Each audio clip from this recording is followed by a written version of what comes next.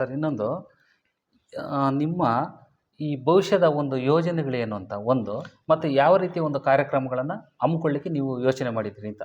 Okay sir, ನಾನಿವತ್ತು ನನ್ನ ಒಂದು ಟ್ರೈನಿಂಗ್ ಆರ್ಗನೈಸೇಷನ್ ಇದೆ, ವೃದ್ಧಿ ಲರ್ನಿಂಗ್ ಎಕ್ಸ್ಚೇಂಜ್ ಅಂತ. ಅದನ್ನ ವೃದ್ಧಿ ಸಂಸ್ಕೃತ ಪದ growth growth okay. And definitely ಲರ್ನಿಂಗ್ಗೋಸ್ಕರನೇ ನಾನು ಇದು ಮೇಜರ್ಲಿ ನಾನು ಎಂಫಸೈಸ್ ಇರೋದು. ಆ್ಯಂಡ್ ಎಕ್ಸ್ಚೇಂಜ್, ಇದು ನಾವು ಹೆಂಗೆ ಸ್ಟಾಕ್ ಎಕ್ಸ್ಚೇಂಜ್ ಎಲ್ಲ ಮಾತಾಡ್ತೀವಿ ಆ ಥರ ಇದೊಂದು ದೊಡ್ಡ ಎಕ್ಸ್ಚೇಂಜ್ ಆಗಬೇಕು ಅಂದರೆ ಇದೊಂದು ಪ್ಲಾಟ್ಫಾರ್ಮ್ ಆಗಬೇಕು, ಒಂದು ಎಕೋಸಿಸ್ಟಮ್ ಕ್ರಿಯೇಟ್ ಮಾಡಬೇಕು ಅಂತ ನಮ್ಮ ಆಸೆ. ಓಕೆ, ಸೊ ಬಿಕಾಸ್ ಎನಿಬಡಿ ನಾಳೆ ಒಂದು ಮಗುಗೆ ಬೇಕಾಗಿರೋಂಥದ್ದು ಒಂದು ಪೋರ್ಷನ್ ಆಫ್ ಒಂದು ಪೀಸ್ ವರ್ಕ್ ಆಗಿರ್ಬೋದು. ಮಗುಗೆ ಈ ಸ್ಕಿಲ್ ಇಲ್ಲ, ನನಗೆ ಹ್ಯಾಂಡ್ ರೈಟಿಂಗ್ ಪ್ರಾಬ್ಲಮ್ ಇದೆ, ಅದು ಒಂದು ಸ್ಕಿಲ್ಲು. ಅಲ್ಲಿಂದ ಹಿಡಿದು ಒಂದು ಬಿಸ್ನೆಸ್ ಮ್ಯಾನಿಗೆ ಬೇಕಾಗಿರೋಂಥ ಒಂದು ನಾವು ಸ್ಕೂಲ್ಗಳಲ್ಲಿ, ಬಿಸ್ನೆಸ್ ಸ್ಕೂಲ್ಗಳಲ್ಲಿ ನಾವು ಬಿಸ್ನೆಸ್ ಬಗ್ಗೆ ಮಾತಾಡ್ತೀವಿ. ಬಟ್ ನಿಜವಾದ ಚಾಲೆಂಜಸ್ ಒಂದು ಬಿಸ್ನೆಸ್ ಮ್ಯಾನ್ ಏನು ಫೈಂಡ್ ಮಾಡ್ತಾನೆ ಪ್ರಾಬ್ಲಮ್. ನೀವೊಂದು ಸಣ್ಣ ಬಿಸ್ನೆಸ್ ಮ್ಯಾನ್ಗೆ ಹೋಗಿ ಕೇಳಿ, ಒಂದು ಚಿಕ್ಕ ಮ್ಯಾನುಫ್ಯಾಕ್ಚರರ್ ಕೇಳಿ, ಒಂದು ಚಿಕ್ಕ ಸರ್ವಿಸ್ ಬಿಸ್ನೆಸ್ ಅವ್ರು ಕೇಳಿ, ಅವ್ರ ದೊಡ್ಡ ಚಾಲೆಂಜ್ ಏನು ಅಂತ ಕೇಳಿದ್ರೆ ಅವ್ರಿಗೆ ಗ್ರಾಹಕರನ್ನ ಹುಡುಕೋದು ಹೆಂಗೆ ಅಂತ ಗೊತ್ತಿಲ್ಲ. ಕಾಲ ಚೇಂಜ್ ಆಗ್ತಾ ಇದೆ. ಇವತ್ತು ಕೆಲ ಕಂಪನಿಗಳು ಮನೆಯಲ್ಲಿ ಕೂತ್ಕೊಂಡು ಅಥವಾ ಆಫೀಸಲ್ಲಿ ಕೂತ್ಕೊಂಡು ಲೀಡ್ ಜನರೇಷನ್ ಮಾಡ್ತಾ ಇದ್ದಾರೆ. ಕೆಲವರು ಮಾರ್ಕೆಟಲ್ಲಿ ಹುಡುಕಾಡಿದ್ರು ಲೀಡ್ ಸಿಗ್ತಾ ಇಲ್ಲ. ಸೊ ಇದೆಲ್ಲ ಒಂದೊಂದು ಫೇಸಲ್ಲಿ ಇರೋ challenges. Okay, so we want to be that solution ಕೊಡೋಂಥವ್ರಾಗಿರ್ಬೇಕು. ಆ್ಯಂಡ್ ನಾವು ನನ್ನ ಮೇಜರ್, ಈಗ ನೀವು ನನ್ನ ಪರ್ಸ್ನಲ್ ಇದು ಕೇಳಿದಾಗ, ನನ್ನ ಡೊಮೇನ್ ಈಗ I am A business coach. ನಾನೊಂದು ಇಂಟರ್ನ್ಯಾಷನಲ್ ಬಿಸ್ನೆಸ್ ಕೋಚು. ನಾನೊಂದು ದೊಡ್ಡ ಕಮ್ಯುನಿಟಿ ಪಾರ್ಟ್ ಆಗಿ ನಾನೀಗ ಒಂದು ಸರ್ಟಿಫಿಕೇಶನ್ ಆಗಿರೋಂಥ ಒಂದು ಬಿಸ್ನೆಸ್ ಕೋಚ್ ನಾನು. ನಮ್ಮ ಒಂದು ಟೀಮಲ್ಲಿ ಒಂದು 100ಕ್ಕಿಂತ ಹೆಚ್ಚು ಬಿಸ್ನೆಸ್ ಕೋಚಸ್ ಇದ್ದಾರೆ. ಎಲ್ಲ ಬಿಸ್ನೆಸ್ ಕೋಚಸ್ಗಳೇ ಇಂಟರ್ನ್ಯಾಷನಲ್ ಬಿಸ್ನೆಸ್ ಕೋಚ್. ಸುಮಾರು 18 ರಾಷ್ಟ್ರದಿಂದ ಅದರಲ್ಲಿ ಬಿಸ್ನೆಸ್ ಕೋಚ್ಗಳಿದ್ದಾರೆ. 18 ಕಂಟ್ರೀಸ್ ಇಂದ ಇದ್ದಾರೆ. ಅಂಡ್ ಎಲ್ಲರೂ ಒಂದೊಂದು ಫೀಲ್ಡ್ ಎಕ್ಸ್ಪರ್ಟ್ಸ್. ಒಬ್ರು IT ಎಕ್ಸ್ಪರ್ಟ್ ಆಗಿದ್ರೆ, ಇನ್ನೊಬ್ರು ಮ್ಯಾನುಫ್ಯಾಕ್ಚರಿಂಗ್ ಸೆಗ್ಮೆಂಟ್ ಅಲ್ಲಿ ಎಕ್ಸ್ಪರ್ಟು. ಸೊ ಎಲ್ಲೋ ಒಂದು ಕಡೆ ನನಗೆ ಒಂದು ಚಾಲೆಂಜ್ ಬಂದಾಗ ನಾನು ಈ ಒಂದು ಕಮ್ಯುನಿಟಿ ಕನೆಕ್ಟ್ ಯಾವತ್ತು ನನಗೆ ಸಿಗುತ್ತೆ. ಸೊ ಇದು ಆ್ಯಂಡ್ ಇವತ್ತು ತುಂಬ ಅಫೋರ್ಡಬಲ್, ಬಿಕಾಸ್ ಒಂದು ಬಿಸ್ನೆಸ್ ಮಾಡೋರು ಸಮಸ್ಯೆಗೆ ಯಾರೂ ಸ್ಪಂದಿಸ್ತಾ ಇಲ್ಲ ಸರ್. ಇವತ್ತು ಸಾಕಷ್ಟು ಬಿಸ್ನೆಸ್ ಪೀಪಲ್ ನಾನು ನೋಡ್ತಾ ಇದ್ದೀವಿ, ನನ್ನ ಸುತ್ತಮುತ್ತಲು ಗೊತ್ತು. ಸರ್ಕಾರ ಆಗಿರ್ಬೋದು, ಟ್ಯಾಕ್ಸ್ ಸಿಸ್ಟಮ್ ಆಗಿರ್ಬೋದು, ಮಾರ್ಕೆಟ್ ಇಲ್ಲ ಚಾಲೆಂಜಸ್ ಆಗಿರ್ಬೋದು, ಕೋವಿಡ್ ಟೈಮ್ ಆಗಿರ್ಬೋದು, ಎಷ್ಟೋ. ಬಟ್ ಅವರ ನಿಜವಾದ ಸಮಸ್ಯೆಗಳಿಗೆ ಯಾರೂ ಸ್ಪಂದಿಸ್ತಾ ಇಲ್ಲ. ಎಲ್ಲೋ ಒಂದು ಕಡೆ ಒಂದು ಎಕಾನಮಿಗೆ ದೊಡ್ಡ ಸಪೋರ್ಟ್ ಮಾಡ್ತಾ ಇದೆ ಈ ಬಿಸ್ನೆಸ್ ಪೀಪಲ್. ಓಕೆ, ನಮ್ಮ ಎಕಾನಮಿ ಚರ್ನ್ ಆಗ್ತಾ ಇದ್ರೆ ಇಟ್ ಈಸ್ ಬಿಕಾಸ್ ಆಫ್ ಬಿಸ್ನೆಸ್ಗಳಿಂದ. ದೊಡ್ಡ ಬಿಸ್ನೆಸ್ಗಳ ಬಗ್ಗೆ ನಾನು ಮಾತಾಡ್ತಿಲ್ಲ. ನನ್ನ ಫೋಕಸ್ ಬಂದು small and medium scale business owners. So ಅವರಿಗೆ ಒಂದು 1-to-1 ನಾನು ಕೋಚಿಂಗ್ಸ್ ನಾನು ಮಾಡ್ತಾ ಇರೋದು. ಸೊ ಸಾಕಷ್ಟು ರಿಸಲ್ಟ್ಸ್ ಈಗ ನನ್ನ ಜೊತೆ ಮಾಡಿರೋರು ನೋಡ್ತಾ ಇದ್ದಾರೆ. ಸೊ ಆ್ಯಂಡ್ ಆ ಒಂದು ದಿಟ್ಟಲ್ಲಿ ನಾನು ಒಂದು ಇಂಟರ್ನ್ಯಾಷನಲ್ ಲೆವೆಲಲ್ಲಿ ಬೇರೆ ಬೇರೆ ಕಂಟ್ರೀಸಲ್ಲೂ ಕೂಡ ಹೋಗಿ ಕೋಚಿಂಗ್ ಮಾಡಬೇಕು ಅನ್ನೋ ಆ ಒಂದು ಏರಿಯಾದಲ್ಲಿ ಈಗ ನಾನು ಜಾಸ್ತಿ ಫೋಕಸ್ ಮಾಡ್ತಾ ಇದ್ದೀನಿ. ಎಸ್ ಸರ್, ನೆಕ್ಸ್ಟ್ 5 years ಅದೇ ನನ್ನ ಒಂದು ಫೋಕಸ್ ಏರಿಯಾ. ಓಕೆ ಸರ್, ಈಗ ನೀವು ಇಷ್ಟೆಲ್ಲ ತರಬೇತಿ ಮಾಡಿದ್ರಿ, ನಿಮ್ಮ ಸ್ಫೂರ್ತಿ ಯಾರು ಮತ್ತು ಯಾಕೆ ಅಂತ ಸರ್? ಓಕೆ ಸರ್, ಸ್ಫೂರ್ತಿ ಸರ್ ನನಗೆ ಹೇಳಿದ್ರೆ ಸಾಕಷ್ಟು ಜನ ಬಗ್ಗೆ, ಟ್ರೈನರ್ಸ್ ಬಗ್ಗೆ ಹೇಳಿದ್ರೆ ಸಾಕಷ್ಟು ಟ್ರೈನರ್ಸ್ಗಳು ನನಗೆ ಒಂದು ಇನ್ಸ್ಪಿರೇಷನ್ ಆಗಿದ್ದಾರೆ. ಬಟ್ ಎಲ್ಲೋ ಒಂದು ಕಡೆ ನಾನು ಹೇಳಿದ್ನಲ್ಲ, ನಾನು ತುಂಬ ನಾನು ಕಾಲೇಜ್ ಟೈಮ್ನಲ್ಲೇ ನಾನು ಬಿಸ್ನೆಸ್ ಸ್ಟಾರ್ಟ್ ಮಾಡಿದ್ದೆ. ಅಂದರೆ ನಾನು ಡಿಗ್ರಿ ಓದೋ ಟೈಮ್ನಲ್ಲೇ ಬಿಸ್ನೆಸ್ ಸ್ಟಾರ್ಟ್ ಮಾಡಿದ್ದೆ. ನಾನು ನನ್ನ ಬಿಸ್ನೆಸ್ಸಲ್ಲಿ ಒಂದು training was A part of my business. ಅಂದರೆ ನಾನೇ ಟ್ರೈನಿಂಗ್ ಮಾಡಬೇಕಾಗಿತ್ತು, ಬಿಕಾಸ್ ನಾನು ಬೇರೆಯವ್ರನ್ನ ಹೊರಗಡೆಯಿಂದ ಕರೆಸಿ ಟ್ರೈನಿಂಗ್ ಮಾಡಿಸಿದ್ರೆ ಅಷ್ಟು ದುಡ್ಡು ಕೊಡೋಕ್ಕೆ ಅವಾಗ ದುಡ್ಡು ಇರಲಿಲ್ಲ. ಸೊ ಅದಕ್ಕೆ ನಾನೇ ಕಲಿತು ಟ್ರೈನಿಂಗ್ ಮಾಡಬೇಕು ಅಂತ ಹೇಳಿ ಟ್ರೈನಿಂಗ್ ಬಂದವು ನಾನು. ಓಕೆ, ಅಲ್ಲಿಂದಾನೇ ಟ್ರೈನಿಂಗ್ ಸ್ಟಾರ್ಟ್ ಮಾಡಿದ್ದು. ಸುಮಾರು ಕರೆಕ್ಟಾಗಿ ಹೇಳಿದ್ರೆ ನಾನೊಂದು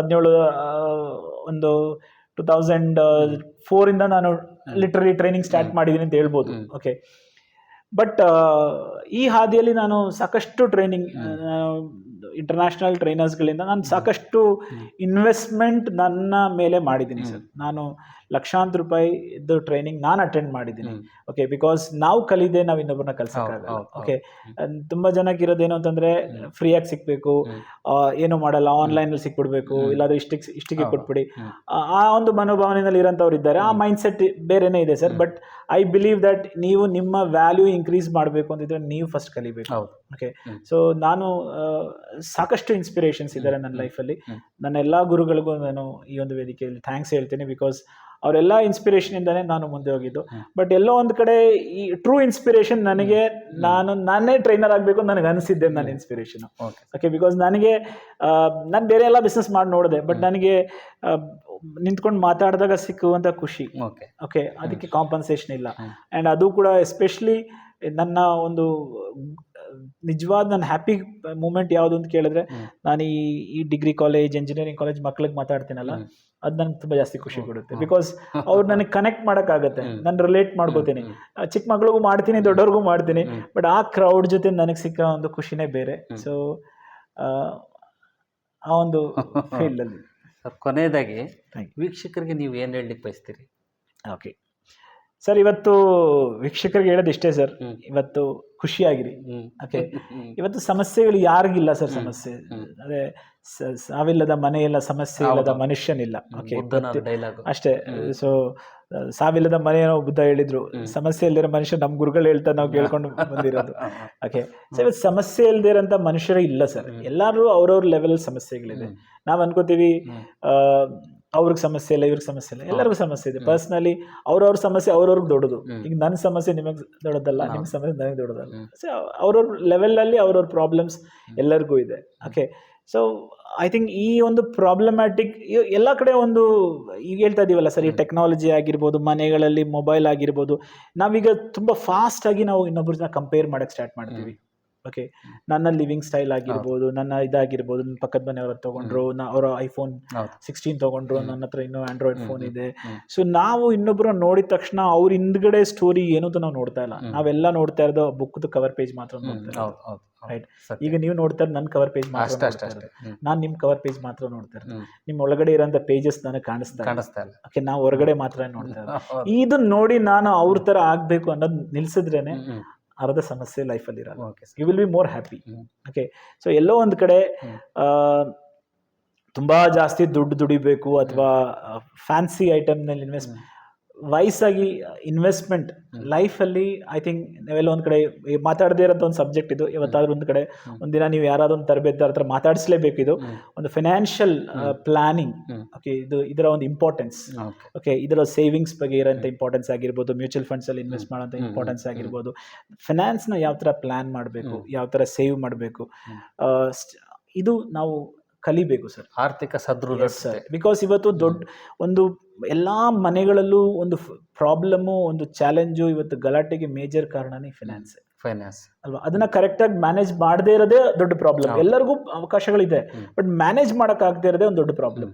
ಸೊ ಈ ಒಂದು ಏರಿಯಾನು ಕೂಡ ನಾವು ಸ್ಟ್ರಾಂಗ್ ಆಗಬೇಕು, ನಾವು ಕಲಿಬೇಕು. ಇದು ಕೂಡ ಅಷ್ಟೇ, ಕಲ್ಸಕ್ ದುಡ್ಡು ಕೊಟ್ರೆ ಕಲ್ಸಕ್ ತರಬೇತಿದಾರ ಇದ್ದಾರೆ. ಸೊ ನಾವು ಆ ಏರಿಯಾದಲ್ಲೂ ಕೂಡ ಕಲಿಬೇಕು. ಆ್ಯಂಡ್ ಆಗಲೇ ಹೇಳಿದ್ನಲ್ಲ, ಸೊ ಬೇರೆಯವ್ರ ಬುಕ್ಕದು ಕವರ್ ನೋಡ್ಕೊಂಡು ನಾವು ಆ ಥರ ಆಗಬೇಕು, ಆ ಬುಕ್ ಆಗಬೇಕು ಅನ್ನೋ ಟ್ರೈ ಮಾಡೋದು ಬೇಡ. ನಮ್ಮ ಒಂದು ಒರಿಜಿನಾಲಿಟಿ ನಾವಿರೋದು. ದೇವ್ರು ನಮ್ಗೇನೋ ಕೊಟ್ಟಿದ್ದಾನೆ, ನಮಗೊಂದು ಕಳಿಸಿದ್ದಾನೆ ಅಂತಂದರೆ ಏನಾದರೂ ಒಂದು ಕೆಲಸ ಇದೆ, ಏನೋ ಒಂದು ಉದ್ದೇಶ ಇದೆ. ಆ ಉದ್ದೇಶವನ್ನು ಅರ್ಥಿಸ್ಕೊಳ್ಳೋದು. ಲೈಫಲ್ಲಿ ಪರ್ಪಸ್ ಇಲ್ಲದೆ ಹೋಗೋದು. ನೀವಾಗಲೇ ಗೋಲ್ ಬಗ್ಗೆ ಮಾತಾಡಿದ್ವಿ. ಗೋಲ್ ಇಲ್ಲದೆ ಪರ್ಪಸ್ ಅಂದರೆ ನನ್ನ what is my purpose in this life. ನನ್ನ ಪರ್ಪಸ್ ನನಗೆ ದೇವ್ರು ಕಳಿಸಿರೋದು ಈ ಥರ 100 ತರಬೇತಿ ಮಾಡಬೇಕು ಅಂತ ನನ್ನ ಕಳಿಸಿರೋದು. ಅದು ನನ್ನ ಪರ್ಪಸ್. ನಾನು ಇರೋ ತನಕ ನನ್ನ ಈ ಪರ್ಪಸ್ ನಾನು ಕಂಟಿನ್ಯೂ ಮಾಡಬೇಕು.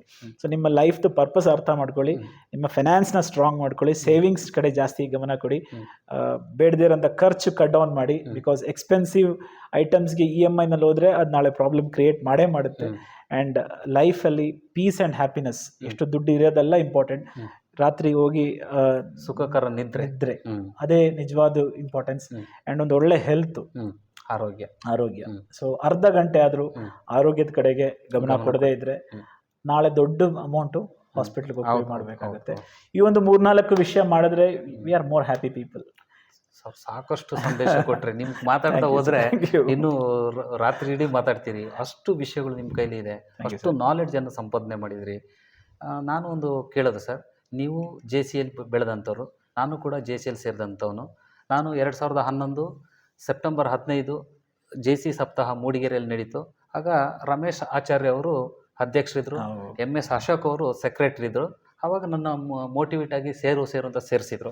ನೀವು 2012ರಲ್ಲಿ ಸೇರಿದ್ರಿ. ನಾವು ನಿಮಗಿಂತ 1 ವರ್ಷ ಅರ್ಲಿಯಾಗಿ ಸೇರಿದ್ರು ಕೂಡ, ಬಟ್ ನೀವು ರಾಷ್ಟ್ರ ಮಟ್ಟದವರೆಗೂ ಕೂಡ ಅಚೀವ್ಮೆಂಟ್ ಮಾಡಿದ್ರಿ.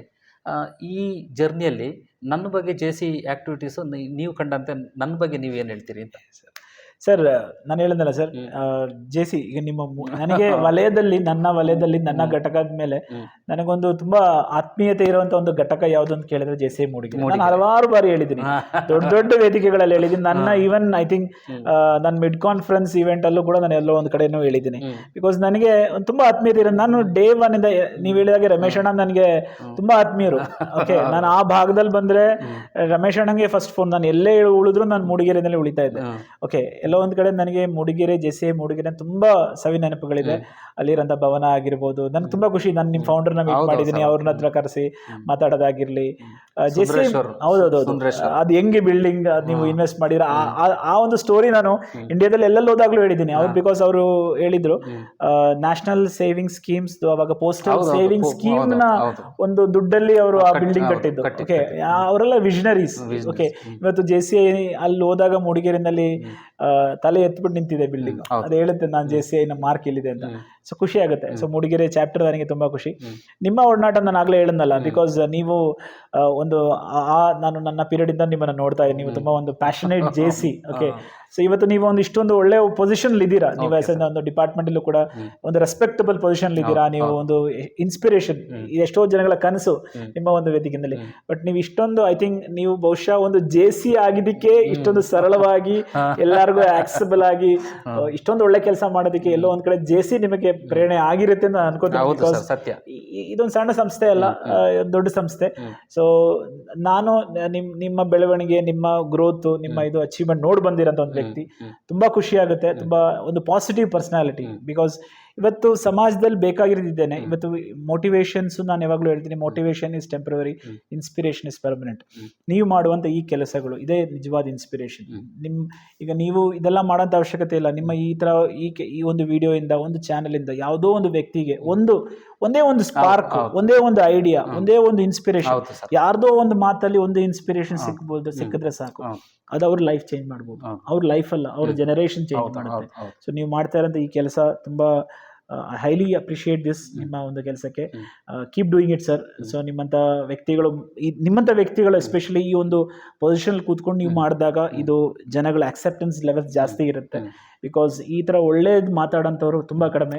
ಇವತ್ತು ಕೂಡ ಯಾವ ಸಮಾಜದಲ್ಲಿ ಬದುಕ್ತೀವಿ ಅಂದ್ರೆ, ಹಾಲು ಮಾರಾಟ ಮಾಡೋದಕ್ಕೆ ನಾವು ಬ್ರ್ಯಾಂಡ್ ಅಂಬಾಸಿಡರ್ ಇಡಬೇಕು, ಆಲ್ಕೋಹಾಲ್ ಮಾರೋದಕ್ಕೆ ಅಂಬಾಸಿಡರ್ ಬೇಡ.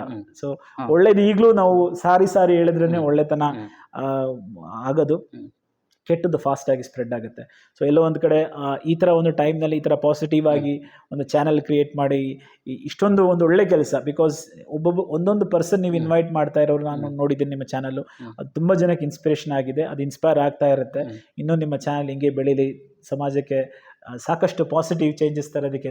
ನಮ್ಮ JCI ಇದು ಏನಿದೆ, to bring the positive change in the world. So ಅದು ಮಾಡೋದಕ್ಕೆ ನೀವು ಕಾರಣಕರ್ತರಾಗಿದ್ದೀರಾ. So thank you very much. Wish you all the very best for you.